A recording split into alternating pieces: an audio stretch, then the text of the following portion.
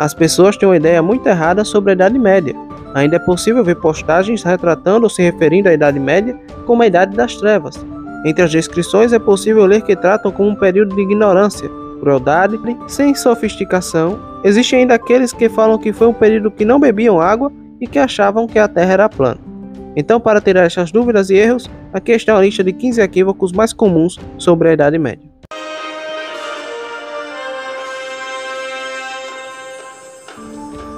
Primeiro, eles pensavam que a Terra era plana? Um equívoco comum que se repete ainda hoje é a crença de que as pessoas na Idade Média pensavam que a Terra era plana. Em contraste com essa compreensão moderna, não há nenhuma crença séria registrada em uma Terra plana durante a Idade Média. Já no século VI a.C., os cientistas gregos determinaram com sucesso a forma do nosso planeta, bem como calcularam quase exatamente a circunferência da Terra muito antes do início da era cristã. Na Idade Média, isso era de conhecimento comum, até mesmo com a Igreja ensinando que a Terra era redonda. O mito da crença da Idade Média em uma Terra plana, originado durante o século XIX, tem dois indivíduos para culpar, agindo quase simultaneamente, mas de forma independente. O francês Antoine Jean Letron procurou menosprezar a Igreja Católica em seu estudo de 1834 sobre as ideias cosmográficas dos padres da Igreja, procurando retratar o clero como anticientífico e ignorante. Enquanto isso, o ensaísta americano Washington Irving, em um esforço para encorajar o mito de Colombo, apresentou aos Estados Unidos o conceito errôneo de que os europeus pensavam que a figura folclórica estava agindo em desafio à opinião popular. O trabalho de Irving se tornou um elemento básico do sistema educacional americano, mesmo depois de ter sido amplamente desmentido como incorreto. A Terra é descrita como uma esfera pelo venerável Beda, século VII, Roger Bacon e Tomás de Aquino no século XIII. Bem como outros. Roger Bacon chegou a adivinhar que o movimento dos corpos celestes influenciava acontecimentos na Terra. Não foram apenas os grandes pensadores que pensaram assim. O fato de que a Terra tinha forma esférica foi amplamente aceito e demonstrado pelo uso de orbes como uma parte simbólica dos trajes reais e nas imagens religiosas. Mas claro, os astrônomos medievais não entenderam tudo, porque acreditavam que o que estava girando ao redor da Terra esférica era todo o resto. Segundo, os arqueiros tiravam suas flechas de uma aljava das costas. Apesar do aparecimento frequente de arqueiros na mídia moderna, como por exemplo de Gavião Arqueiro em Os Vingadores e Legolas de O Senhor dos Anéis, o posicionamento comum da aljava é amplamente incorreto. Ao contrário da crença popular, os arqueiros até raramente ou nunca sacaram flechas de suas costas. O movimento era desajeitado, adequado apenas para atirar a cavalo. Os arqueiros medievais preferiam sacar de uma aljava presa aos cintos, pois facilitava sacar a flecha muito mais fácil. Os arqueiros medievais também costumavam atirar descalços, sem a empunhadura de borracha proporcionada pelos sapatos modernos. Os cerca de 100 libras que puxavam do peso de um arco longo acaba exigindo o uso ativo dos dedos dos pés, para garantir um apoio firme e estável. Outra coisa muito dita decorrente do arco e flecha é a origem do sinal V, com a chamada saudação de 2 dedos. Amplamente considerada como originária da prática francesa de remover o dedo indicador e médio de arqueiros ingleses, capturados para impedi-los de usar arcos longos. Não há nenhuma evidência para apoiar essa afirmação, embora operar um arco longo medieval na verdade exige apenas 3 dedos, tornando a remoção de 2 inconsequentes e contraproducente. Os soldados comuns capturados eram normalmente, nem todos, executados, pois não se tinha um valor de resgate. Terceiro, os nórdicos usavam chifres em seus elmos.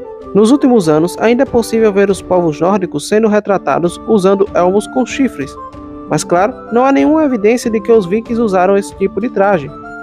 Os vikings raramente usavam elmos. Nas raras ocasiões em que o fizeram, acreditava-se que geralmente usavam capacetes feitos de ferro ou couro. Os perigos de armaduras pesadas ao viajar por corpos de água abertos são aparentes e, portanto, o clareamento da pessoa em caso de afundamento era vital para a sobrevivência. Ok, mas qual a origem deste mito? Pois bem, a origem deste é bem mais recente do que se poderia imaginar. A partir do século XIX, elmos com chifres existiram durante a Idade Média, surgindo na cultura germânica antiga e se tornando populares em armaduras de torneio. Inspirando-se nessas tradições alemãs, quando Karl Emil Doppler projetou os trajes para uma apresentação no Festival de Bayreuth, da lendária ópera Der Ring des Nibelungen, de Richard Wagner. em 1876. Ele decidiu incluir capacetes com chifres para os personagens vikings da peça. Isso representaria mais impacto aos espectadores, mostrando força e crueldade. Isso funcionou perfeitamente. A ópera foi um sucesso, e junto a isso levou à representação influente dos vikings, se tornando uma parte indelével, embora errônea, da imaginação popular. Quarto, a Dama de Ferro. Basta digitar em um site de busca as palavras tortura da Idade Média ou ainda Inquisição, imediatamente irá aparecer a conhecida Dama de Ferro, fora supostos doutores youtubers que lançam vídeos a respeito. Pois bem, a Dama de Ferro, uma espécie de cápsula de tamanho humano, contendo uma série de espigões internos, é um dispositivo de tortura infame. Selando uma vítima dentro, os espinhos perfuram o indivíduo em lugares não vitais, levando a uma morte lenta e agonizante. No entanto, apesar de aparecer em vários museus ao redor do mundo, a história do dispositivo é quase certamente fictícia. A primeira referência à engenhoca originou-se do filósofo alemão Johann Philipp, no final do século XVIII, detalhando um relato falso sobre a execução de um falsificador de moedas em 1515 em Nuremberg.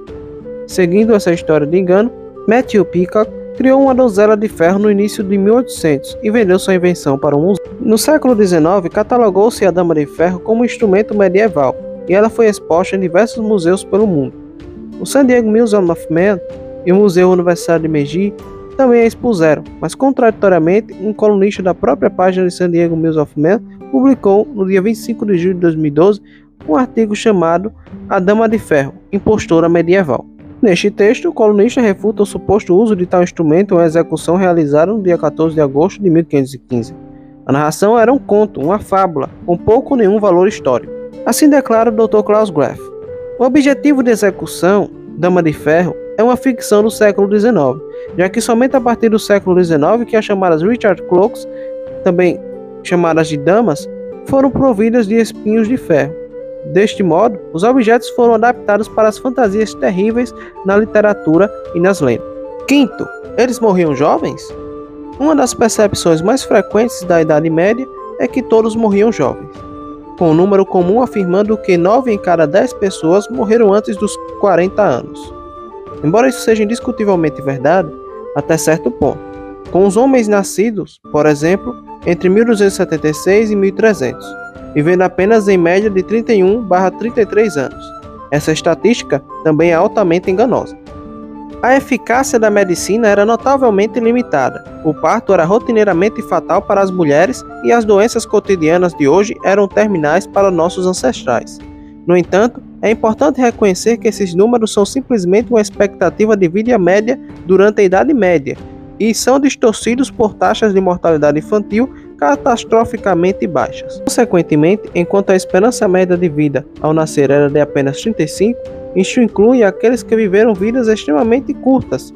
Cerca de 25% das crianças não atingiram o 5º aniversário, com cerca de 40% morrendo antes da idade adulta. Como resultado, aqueles que sobreviveram até as idades de 18 a 21 anos normalmente viviam muito mais do que seus 30 anos. Um membro masculino da aristocracia inglesa, tendo atingido 21 anos, poderia razoavelmente esperar ver seu final dos 60 ou início dos 70 entre 1200 e 1550, enquanto até mesmo os camponeses poderiam sobreviver até os 50 e até 60 anos. A alta taxa de mortos na primeira infância manipula os dados para induzir uma representação da expectativa de vida muito mais baixa do que aquela desfrutada por aqueles que viveram na Idade Média. Se gostou deste vídeo, deixe seu like para fortalecer este canal, considere se inscrever para mais vídeos como esse e lhe convido a assistir a segunda parte. A fonte utilizada estará no último episódio desta série, que está dividida em 3 partes, cada qual com 5 inverdades sobre a Idade Média. Até lá, obrigado.